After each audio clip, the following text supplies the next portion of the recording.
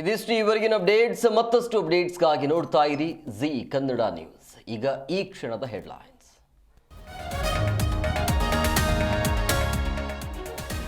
ಉದ್ಯಮಿ ಕಿಡ್ನಾಪ್, 1 ಕೋಟಿ ರೂಪಾಯಿ ದರೋಡೆ, 15 ನಿಮಿಷದಲ್ಲಿ ಪ್ರಕರಣ ಭೇದಿಸಿದ ಖಾಕಿ. ಹುಳಿಮಾವು ಪೊಲೀಸರ ಕಾರ್ಯಕ್ಕೆ ಮೆಚ್ಚುಗೆ.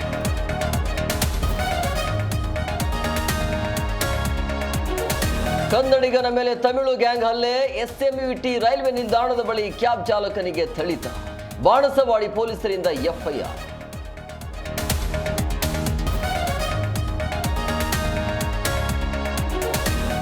ಸುಧಾಮೂರ್ತಿಗೆ ಸೈಬರ್ ವಂಚನೆ ಯತ್ನ, ಜಾಗೃತರಾಗಿರುವಂತೆ ಇನ್ಫೋಸಿಸ್ ಮುಖ್ಯಸ್ಥೆ ಸಲಹೆ. ಆರೋಪಿಗಳ ವಿರುದ್ಧ ದೂರು ದಾಖಲು.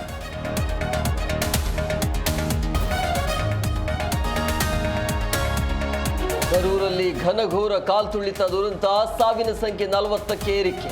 ನಿವೃತ್ತ ಜಡ್ಜ್ ನೇತೃತ್ವದಲ್ಲಿ ಪ್ರಕರಣದ ತನಿಖೆ.